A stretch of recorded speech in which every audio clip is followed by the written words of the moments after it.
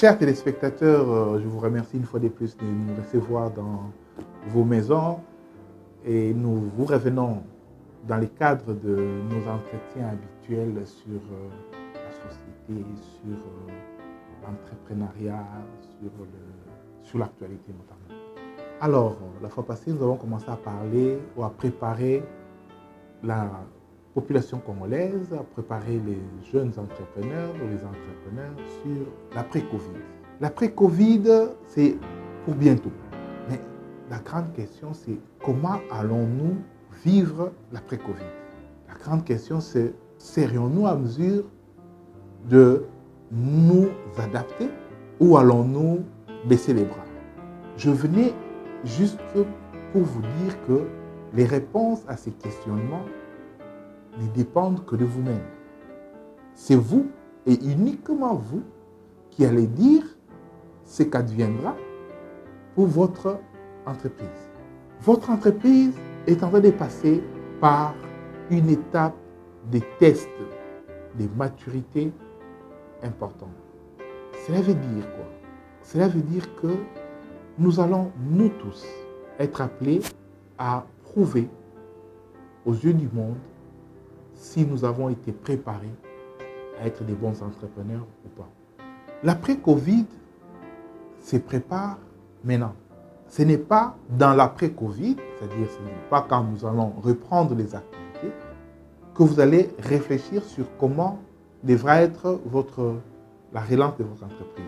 Cette période de confinement, c'est une période importante, comme nous l'avons souligné tantôt, parce que c'est une période qui nous permet de rester dans le silence de la réflexion pour mieux connaître sa propre entreprise, son entreprise, pour mieux identifier les tenants et les aboutissants de votre projet de société et pour mieux préparer sa relance. Si Covid-19 a été la cause des malheurs de plusieurs personnes, de plusieurs familles, les entrepreneurs devront dire que Covid-19 n'a été qu'un tremplin qui nous permettra finalement de connaître un avenir meilleur. Ne réfléchissons pas à la manière des Occidentaux dont les pays, dont les gouvernements sont aujourd'hui en train de mettre en place des politiques de relance de leurs économies, notamment en octroyant des crédits importants aux petites et moyennes entreprises et autres. Réfléchissons en fonction de nos réalités africaines en général et congolaises en particulier. En nous disant, nous n'avons pas une économie qui peut permettre à notre gouvernement de mettre en place des crédits importants pour soutenir les petites et moyennes entreprises. Voilà pourquoi nous devons à tout prix nous préparer à adapter nos concepts, les concepts de nos entreprises aux réalités du moment. Un entrepreneur n'est pas quelqu'un de rigide. Un entrepreneur, c'est quelqu'un de flexible. C'est dans cette flexibilité que vous pouvez organiser votre adaptation à la situation actuelle. Vous ne pouvez pas prétendre que votre projet d'entreprise tel que conçu ne peut connaître d'adaptation que sans les contextes habituels d'exploitation, elle sera appelée à disparaître. Mais votre personne, votre cerveau, votre imagination n'est pas appelée à disparaître avec votre entreprise. Parce qu'un entrepreneur, c'est d'abord quelqu'un qui a une forte imagination. Parlons un peu de l'entreprise. L'entreprise, c'est la manifestation des différentes imaginations, différentes idées que l'homme ou que les hommes conçoivent à travers les temps. Tout ce que nous vivons, nous voyons comme entreprise, tout ce que nous voyons comme bien matériel a été conçu à un moment donné par un homme pour répondre aux besoins du moment de la société. Cela veut dire que chaque entreprise est le reflet des solutions apportées par l'homme aux problèmes de la société.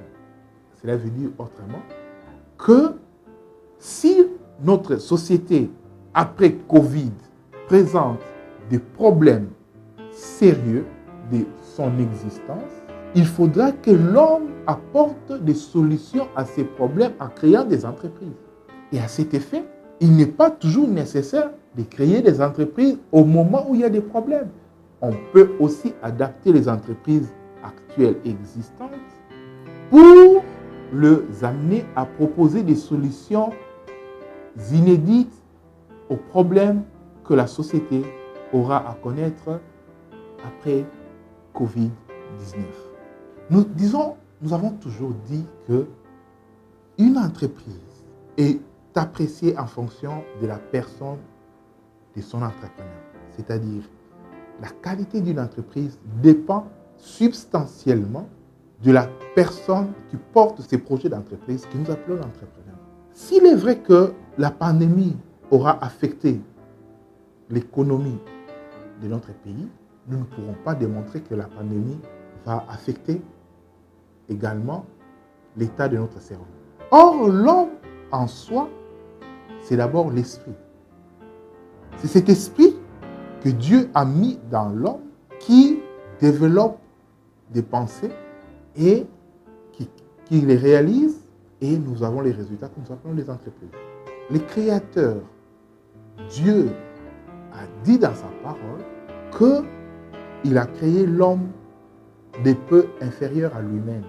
L'homme a été mis sur la terre pour continuer l'œuvre de création de Dieu. L'homme a été placé sur la terre pour continuer ce que Dieu avait commencé. Mais comment allons-nous continuer ce que Dieu avait commencé? C'est à travers nos entreprises.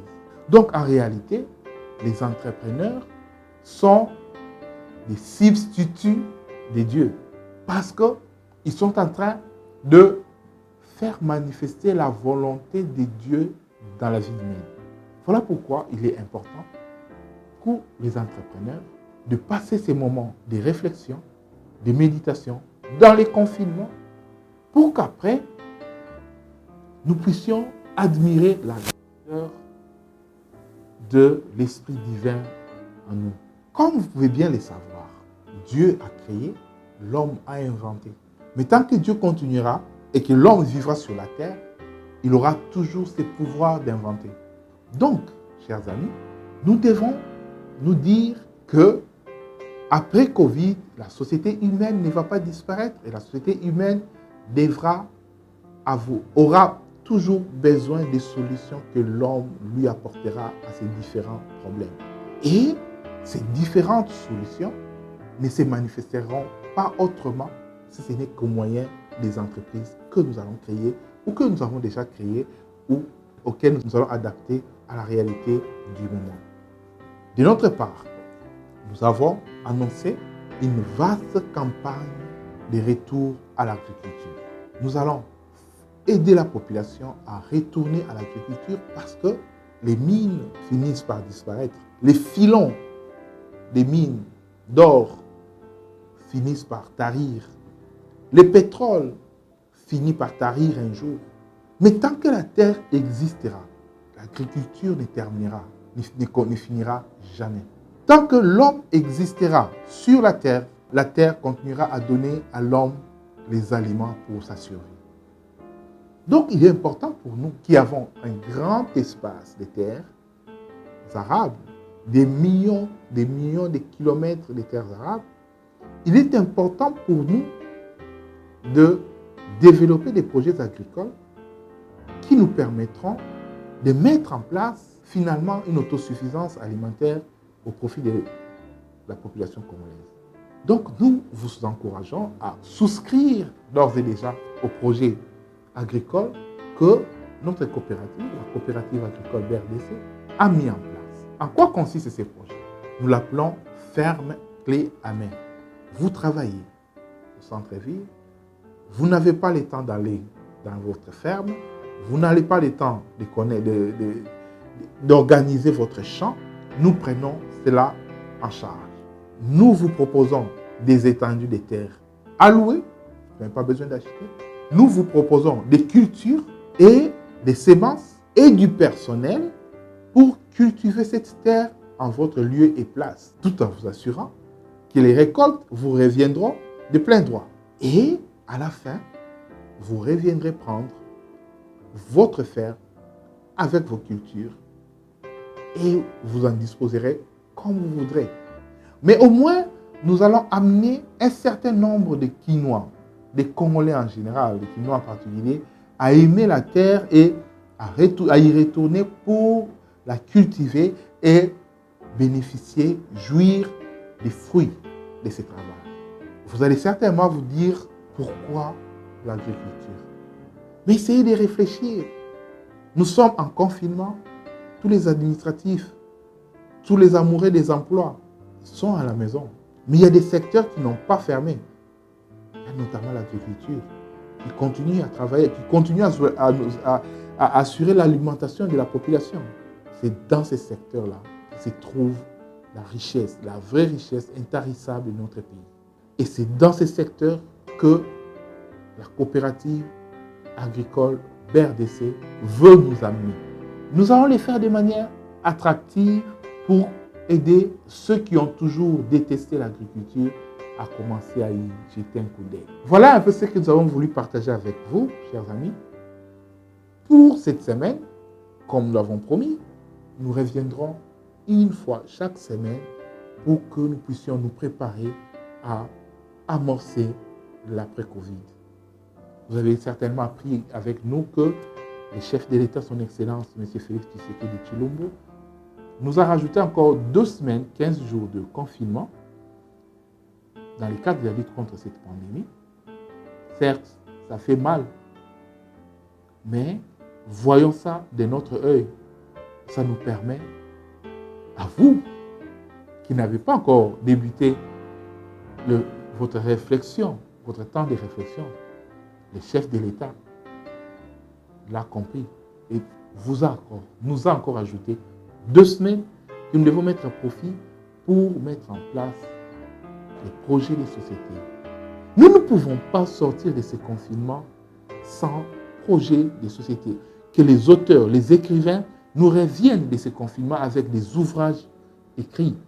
Que les pasteurs nous reviennent de ce confinement avec des prédications, les meilleures possibles parce qu'ils auront eu le temps de prier et de bien préparer leurs prédications.